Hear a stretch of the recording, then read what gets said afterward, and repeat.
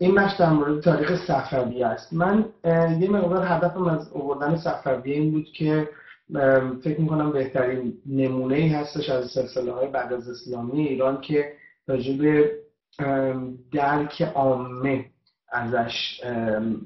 ازش مثال بیاریم، بلکه مردم عادی خیلی از صفویه به صورت حکایتی، به صورتی که فقط یه سری داستانا رو من دانش دارم و خیلی موقع‌ها توی حتی عرصه‌های روشنفکری مثلا فکر کنم که از بهترینش کتاب مثل کتاب دکتر شریعتی تشیع علوی و تشیع صفوی، حتی مردم به خاطر این یه ذره آشنایی که دارن کتاب‌های اینجوری روشنفکری رو هم احساس می‌کنن که بهتر می‌فهمن و حتی بر مبناش یه مقدار قضاوت‌هایی هم می‌کنن. و خب از یه نظرهای صفوی به طور کل یه جورایی شروع کنندگان مفهوم ایران به مفهوم امروزیش هستن از یه نظره، یعنی هم از نظر جغرافیایی هم از نظر هویتی خیلی از چیزها رو از سلسله صفوی شروع شده. من به خاطر همین اولین چیزی که میخواستم بگم این که ما دقیقا میخوام راجع به چه بخشایی از تاریخ صفوی صحبت کنیم.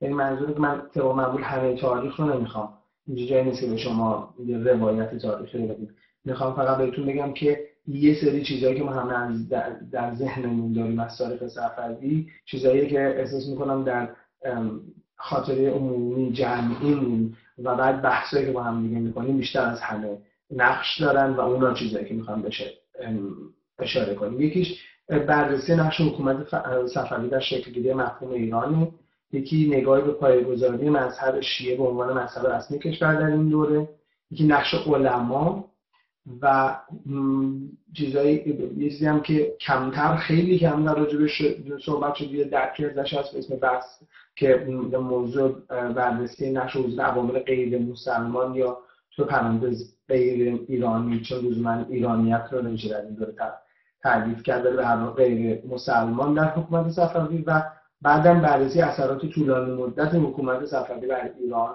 و چیزی که ما امروز هستیم. من سلاید بعدی رو همونجور که توجه میکنیم بدون لزوما نگاه به ترتیب تاریخی گذاشتم. این بیشتر هدفم در اینجا نشون دادن چیزی بوده که اگه ما اسم صفویه رو میاریم اولین چیزی که به ذهن مردم میاد چیه؟ خب این چیزی که زمان شاه عباس، در دوره شاه عباس، اصولا چیزایی که به دوره شاه عباس ربط داده میشه، از کاروانسراها گرفته که به اسم کاروانسرای شاه عباسیه تا خیلی چیزهای دیگه که صحبتشون می‌کنیم، این قضیه که شاه عباس به عنوان قابل شناختترین شخصیت ظاهر صفوی است. بعد سقوط اصفهان و حکومت افغان هاست که بازم یه چیزی خیلی در ذهن مردم زنده است. شهر اصفهان یه نمونه و نشونه فیزیکال حکومت صفویه که ما هممون خیلی بهش توجه داریم. شیعه‌گری 100% در دوره صفوی بسیار مهمه. حکومت قزلباش خیلی درک ازش هست. اینجا که گفتم میگم شیخ بهایی، در این نظرم میاد که شیخ بهایی معمول‌ترین و شناخته شده ترین نمونه یکی از علمای دوره صفویه که مردم باش آشنایی دارن. بعد جنگ چالدوران بین شاه اسماعیل و سلطان سلیم عثمانی که یکی از شکست‌های بزرگ تاریخ ایران و خب صدراً بزرگترین شکست تاریخ صفویه. و بعدم شهرهای اردبیل و غزنی که یه حدی کمترین ارتباطی رو که اصفهان با صفویه داره اونها هم دارن. حالا چیزایی که راجع به صفویه میدونیم و در موردشون بیشتر از همه صحبت میکنیم، آیا اینه که اینا شیعه هستن؟ یعنی این چیزی که ما به عنوان میگیریم که حتما وجود داره، صفویه شخصیت و هویتشون در شیعه بودنشون شناخته میشه. من همیشه مثلا با دادن گذاشتن اسم کلی رو چیزایی مثل مسائل تاریخی اینه که ما یه دوره بزرگی رو انتخاب میکنیم، یه اسم بهش میدیم و فکر میکنیم که این خصوصیتی که ما بهش داریم میدیم در تمام اون دوره بدون فرق و بدون هیچ گونه تغییری وجود داشته. یکی از این مسائل شیعه‌گری صفوی است. یعنی که خب دو تا مسئله هست. یکی اینه که در مرحله اول حکومت صفویه با اینکه خود پادشاه صفوی یعنی شاه اسماعیل و خب پدر شاه شیخ حیدر شیعه هستن، شیعه‌گریشون با شیعه‌گری که ما فکر میکنیم متفاوته. بسیار همونجور که همه اطلاع داریم بیشتر طرف صوفیگریه و برداشت از این شیعه‌گری بیشتر از این چیزایی شبیه که شاید ربطی پیدا میکنه حتی به علوی‌های ترکیه یا چیزایی که ما تو ایران بهشون بعضی موقع میگیم علی اللهی‌ها. و در مورد این موضوع من صحبت خواهم کرد برای که یکی از قسمت‌های مهم تاریخ صفوی است و طول میکشه که صفوی‌ها شیعه‌گری رو به عنوان تنها مذهب قابل حمایت دولت پایه‌گذاری کنن و این مطلب این مذهب به قول معروف موقعیتش در ایران محکم کنه. یعنی از اول شما این رو ندارید. بعد انتقال پایتخت و پایه‌گذاری حکومت مرکزی در اصفهان بسیار مهمه، چون اصفهان از منطقه حکومتی همه این قبایل دوره در مرکز ایران قرار گرفته و در اون موقع که شاه اسماعیل داره پایتختش میکنه اتفاقا از بین رفته مقدار زیادیش، برای اینکه در دوره مغول تمام اون ساخت و سازهایی که دوره سلجوقی کرده بودن خیلیشون از بین رفته، نه که کاملا از بین رفته باشه ولی خیلیش خراب شده، کسی به اصفهان نرسیده. شاه عباس موفق میشه اصفهان رو یه مقداری انقدر از صفر شروع کنه و بسازدش و اتفاق بزرگی که میفته که داره خیلی این کارو عالمانه و آگاهانه انجام میده، این که اصفهان رو میسازه برای اینکه رقابت کنه با قسطنطنیه و دهلی، پایتختای دوتا قدرتی که باهاش در رقابت هستن، عثمانی ها و گورکانیان هند. و به خاطر همینه که شاه عباس اینقدر تشویق میکنه حتی حاکمانش مثل گنجوی خان مثلا که در شهرهایی که بهش حکومت دارن میکنن ساخت و ساز کنن، ساختمان‌های بزرگ بسازن، شکوه امپراتوریشون رو ببرن بالا. اصفهان به خصوص به عنوان مرکزی که امپراتوری قدرتمند باید بتونه با دهلی و قسطنطنیه رقابت کنه و همه شهرهای یعنی یه مقداری نشون دادن قدرت سیاسی از طریق کارهای ساخت و ساز عمومی، از طریق رسیدگی به مسائل شهری حتی و خارج از شهر، کلاً ساختن مملکت و نشون دادن که ما قدرت داریم میتونیم توی این مملکت کار کنیم و آثاری باقی بذاریم که شما وقتی رد میشین بدونی که این آثار از ماست. براتون عکسایی دارم که یه مقدار سویچ میکنم که این عکس‌ها رو خیلیش دیدیم. خب طبعاً اصفهانه. نگاه کنید، یک مسجد بزرگ، مسجد شاه، یک قصر بسیار قشنگ عالی‌قاپو، یه مسجد دیگه، بعد این میدان بزرگ که یکی از بزرگترین میدان‌ها بوده و درش چوگان بازی انجام میشه. شما تصور کنید نماینده کشور خارجی هستید و میایید این پایتخت رو می‌بینید، فقط این یک قسمتشه. قصرهای دیگه مثل 40 ستون رو دیدیم، قصرهایی که در دوران قاجاریه بین میرن که هیچ کدوم ما ندیدیم ولی وجود داشتن. یعنی اصفهان شهری بوده که هر کسی اومده خیره میشه و خب کسی که داره از این شهر دهلی میاد و این لال قلعه پایتخت قصر بزرگ امپراتوران گورکانی مغول رو در اونجا میبینه، وقتی اصفهان رو میبینه همون اندازه به نظرش جالب میاد. همین اتفاق برای کسی که داره در این استانبول در قسطنطنیه زندگی میکنه و بابا علی آلیقاپو رو میبینه و به نظرش اصفهان هم همپای اینا میاد. یعنی یه مقدار زیادی این قدرت رو به صورت بصری نشون دادن مهمه برای حکومت صفوی. از یه نظر دیگه اما سقوط صفوی در 1736 رو میتونید فقط یه شکست خیلی مختصری ببینید، چون عملاً تمام حکومتایی که بعد از اونها میان تا قاجاریه در واقع بخش از حکومت صفوی هستن. یعنی افغان‌ها که میان اصفهان رو میگیرن خودشون شروع میکنن در اصفهان زندگی کردن و سیستم حکومتی صفویه رو ادامه میدن. نادرشاه افشار اولین مرحله قدرت گرفتنش به عنوان فرمانده لشکریان شاه طهماسپ دوم، پسر شاه سلطان سلیمانی که قدرت زیادی در واقع نداره، واقعا شاه واقعی نیست، ولی در واقع نادرشاه داره خودش رو به این صورت تعریف میکنه که من فرمانده یکی از صفوی ها هستم و حتی میبینید که لقب طهماسپلی خان رو به خودش میده، بنده طهماسپ. زندیه هم به همین جور. کریم خان اول برای اینکه خودش رو بتونه حکومت خودش رو بتونه تثبیت کنه یکی از نواهای دختری شاه سلطان حسین رو پیدا میکنه و به عنوان شاه در همون اصفهان اول دوباره شاهش میکنه و خودش میشه فرمانده لشکریانش و بعدا البته خب اون آدم از بین میره و کریم خان میشه شاه یا حالا وکیل الرعایا. ولی میبینید که حکومتی که بعدا میان تمام مدت سعی میکنن اتوریته‌شون از صفویه بگیرن و سیستم حکومتی صفوی رو میگن. مرکزیت گرایی سیاسی و مذهبی که صفویه شروع میکنن ادامه پیدا میکنه. دین رسمی که پایه‌گذاری میکنن و از دوران شاه عباس به بعد به خاطر وجود اون آدم‌ها مثل علمای عاملی شروع میکنه یک دین رسمی شیعه شدن 100% ادامه پیدا میکنه مثل ایران. تعیین حدود جغرافیایی رو راجع بهش صحبت کردم. اما یه سری زیاده روی‌هایی هم ما در تعریف یا نسبت دادن همه چی به صفویه میکنه. از جمله اینکه روحانیت مشروطه و پهلوی و انقلاب اسلامی رو مستقیما رفت میدیم به روحانیت صفویه. هرچند پایه‌گذاری سیستم روحانیت 100% این هست که برمیگرده به اون روحانیت صفوی، ولی روحانیت صفوی به عنوان روحانیت حکومتی، به اون روحانیت که هنوز هیچ استقلالی از خودش نداره، از نظر کیفیت کاملا متفاوته با روحانیت دوره بعد. یعنی روحانیتی که بعد از دوره مشروطه شکل میگیره بر همون مبنا به عنوان روحانیت مستقلی که سعی میکنه قدرت سیاسی مستقل از حکومت به دست بیاره، بسیار متفاوت با اون کاری که شاه عباس میکنه، با اون کاری که پادشاه‌های بعدی دوره صفوی دارن میکنن، یا حتی خود روحانیت در وجود افرادی مثل علامه مجلسی حقیقت پیدا میکنه. بنابراین این زیاده روی رو نباید کرد. صفوی به عنوان پایه‌گذاران مفهوم ایران یکی دیگه از زیاده رویی که ما همه چی رو به دوران صفوی ربطیم. لزوما نه، اون ایرانی که صفویه دارن پایه‌گذاری که اولا همونش گفتم اسم ایران رو خیلی کم به کار میبرن، به خودشون میگن مملکت قزلباشی.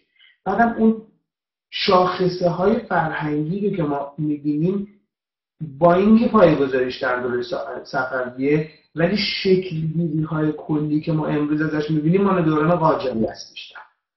یعنی این چیزی که ما مملکت رو در مرز تعریف میکنیم، یا حتی اولین دفعه که ما در تاریخ ایران پرچم می‌نشیم، تصور این که همه بخش‌های مختلف مملکت باید به یک مرکز توجه کنن و ما یک هویت غالب ایرانی داریم، حتی به دوران قاجاری و حتی به دوران پهلوی برمیگرده. یعنی حکومت صفوی از یه نظر کیفیت هنوز یک حکومت قرون وسطایی، هنوز یه امپراتوریه. اینجوری که ما بهش فکر میکنیم و از دوران قاجاری و پهلوی به صورت یک کشور مدرن، به صورت یک نیشن استیت مدرن، در دوران صفویه واقعا هنوز وجود نداره. صفویه از نظر هویت سیاسی شبیه‌ترن مثلا به سلجوقی یا تا به قاجاری. حتی اینو که مثلا رو در نظر داشته باشیم در نسبت دادن یه سری کارهایی به صفویه. در آخر، اسلاید آخر، من میخوام فقط راجع به این یه جمع‌بندی کلی بکنم. 4 دوره تاریخ ایران رو در مورد صحبت کردیم: دوره هخامنشی، دوره ساسانی، دوره اوایل اسلام تا سامانی ها و دوره صفوی. حرف اصلی، یعنی لحن اصلی همه اینا در صورتی که من توضیح دادم، تأکید به برداشت‌های غلط از تاریخ و گفتن اینکه چجوری برداشت غلط از تاریخ نکنیم بود. تأکید ما اصلش به این بود. به خاطر این یه مقدار زیادی از این وبینارها به این گذشت که من به شما بگم که چه چیزی نبوده، نه اینکه چه چیزی بوده. امیدوارم این رو بد برداشت نکرده بشه. منظورم کلا گفتن این که همه حرفایی که همه چیزی که قبلا میدونستیم غلط بوده نیستش. منظورم اینه که این مقدار زیادی از چیزایی که باوره، یعنی به زبان انگلیسیش میگن for granted، بازم من فارسی اینجا ضعیف‌تر از اونی که میتونم for granted رو خیلی راحت ترجمه کنم. چیزی که ما میگیم خب این که دیگه واقعیت داره، یعنی این رو که دیگه نمیشه درش شک کرد، در اینکه کوروش بزرگترین شاه ایران بوده، در اینکه عربا اومدن ساسانی‌ها رو شکست دادن، در اینکه سامانی‌ها و آلبوی کسانی بودن که داشتن بر علیه حکومت عرب‌ها فعالیت میکردن و در اینکه صفوی پایه‌گذاران شیعه بودن و متعصب شیعه های متعصب بودن. در اینها که نمیشه شک کرد.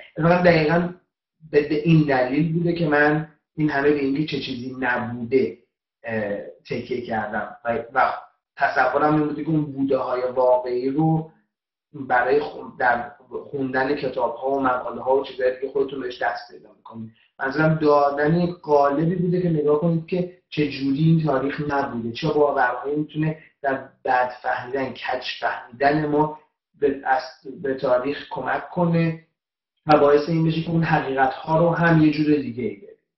یه مقداری از این برمیگرده به درک ما از تاریخ که من از میذارم برداشت حکایتی.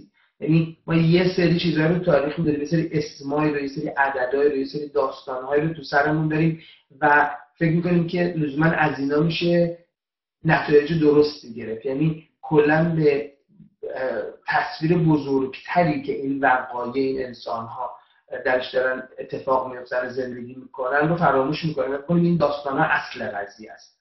مثلا که این داستان فقط یک قسمت، داستان فقط نمونه‌ای از اتفاقاتی که داره میفته هستش. هر کدوم از این اتفاقات دلایل بسیار زیادی دارن. یه نمونهش رو در همین وبینار در مورد شکست صفویه صحبتش کردیم و اینکه خب این شکستی که ما فکر می‌کنیم خب شاه سلطان حسین بدی بودش که بلد نبود مملکت اداره کنه، یه اشرف افغان بدی بودش که آدم خیلی خشنی بود و اومد خیانت کرد و به شاه سلطان حسین و شکستش داد و تموم.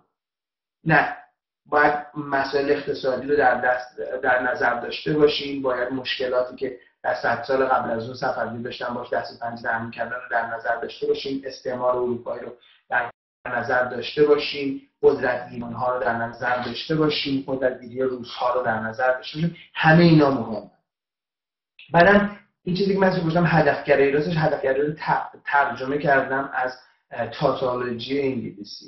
یعنی چیزی که ما فکر می‌کنیم ما یک تعریفی رو برای خودمون انجام دادیم، میگیم ما می‌خوایم بگیم که چرا مثلا ما الان در این شرایطی هستیم که هستیم، یا مثلا می‌خوایم تعریف کنیم که چرا فلان اتفاق افتاد و می‌ریم فقط اون المان‌های در طول تاریخ رو پیدا می‌کنیم که می‌خواد این برداشت آخری رو توضیح بده. این دو تا چیزی که برداشت حکایتی که این هدفگرایی تاریخی هم دو تا چیزی بودی که من سعی کردم به عنوان نمونه‌های برداشت‌های غلط بهشون تو کل این وبینارها اشاره کنم. وطن پرستی، ناسیونالیسم و تاریخ هم که در واقع دلیل اصلی وجود این وبینار هاست. من می‌بینم که هرچه بیشتر خوانش‌های ناسیونالیستی در قالب حس وطن پرستی، در قالب که ما مملکتمون رو که دوست داریم، پس باید ناسیونالیست باشیم، پس باید متعصب باشیم و پس میان از تاریخ استفاده می‌کنیم برای اینکه این حرف ناسیونالیستیمون رو به کرسی بشونیم. و مثلا آدمایی مثل من بهشون گفتم که مگه تو ایران رو دوست نداری؟ چرا من ایران رو دوست دارم ولی لزوما دلیل نمی‌بینم که اطلاعات تاریخی غلط یا برداشت متعصبانه از تاریخ ایران بکنم برای اینکه نشون بدم که مثلا ایران بزرگترین کشور دنیا یا بهترین کشور دنیا بوده. نه، ایران خیلی جای خوبیه، مملکت منه، تا آخر عمرم هم بهش علاقه و عشق دارم، ولی میدونم هم که دقیقاً چه اتفاقایی افتاده و همش هم خوب نبوده. خیلی موقع هم اشتباهات و اشکالات رو دیگه خود ایرانی‌ها انجام دادن و باید مسئولیتش رو قبول کنن. خیلی موقع هم چیزایی بوده که قدرت در برابرش نداشتن، مثل قدرت گرفتن اروپایی‌ها و قدرت اقتصادی، از بین رفتن قدرت اقتصادی ایران. به نظرم واقع بینی بیشتر از متعصب بودن در وطن پرستی مهمه. یعنی وطن پرست بهتری خواهیم بود اگر واقع بین‌تر باشیم راجع به تاریخ. بعدم دلیل واقعی که کل این قضایا وبینارها شروع شد اینی که در رسانه‌های ما، در باور عمومیمون، در چیزایی که بحث‌های عمومی رو هی اکو میکنن، پژواک میدن، این برداشت‌های غلط تکرار میشه. حالا من همینجوری که بهتون گفتم کل این بحث‌ها از اون مجموعه BBC در مورد 6 نفر بزرگترین شخصیت تاریخ ایران انجام شد.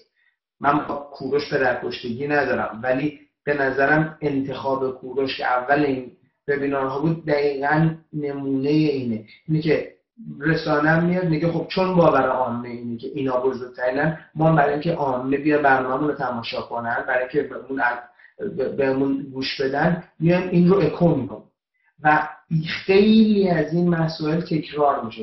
شاید یکی از بهتریناش همون قضیه کوروش و قضیه حقوق بشر باشه. یه موقع یه نفری چندین سال پیش در دوران شاه به خاطر یک هدف سیاسی اومد قضایی این که استوانه کوروش اولین نمونه حقوق بشر رو مطرح کرد، در رسانه ها این مطرح شد، مردم باور کردن، شد یه بخش باور تاریخی ما، یعنی مردم ایران هم خیلی شد بکنن واقعا استوانه کوروش اولین اعلامیه حقوق بشره. و بعد حالا دوباره رسانه ها دارن دوباره اینو تکرار میکنن، دوباره این مسئله تکرار میشه و بعدا مشکل دارتر و مشکل دارتر میشه، بزرگتر میشه و بازم برمیگرده به همون قسمت دیگه. داشتن تعصب معنیش این نیستش که شما بیشتر چیزی رو دوست داری، فقط نشون میده که واقعا تعصب داری. واقع گرایانه بودن به نظر من در حفاظت از یه چیزی و مثلا حفاظت از هویت ملی، حالا به هر طریقی که میخوان تعریفش کنیم، وطن پرستی بسیار مهمتر از اون حالت تعصب گرایی.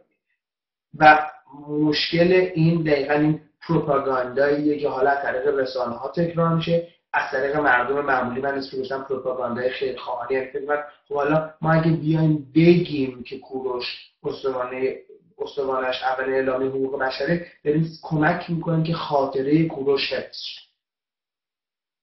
بعد از اون مرحله بعدی این طرز تفکر میشه که نفر میاد تو فتوشاپ میشینه، آب میکشه دور مقبره کوروش و بعد دور همه دنیا پخش میکنه که مقبره کوروش رو آب گرفت.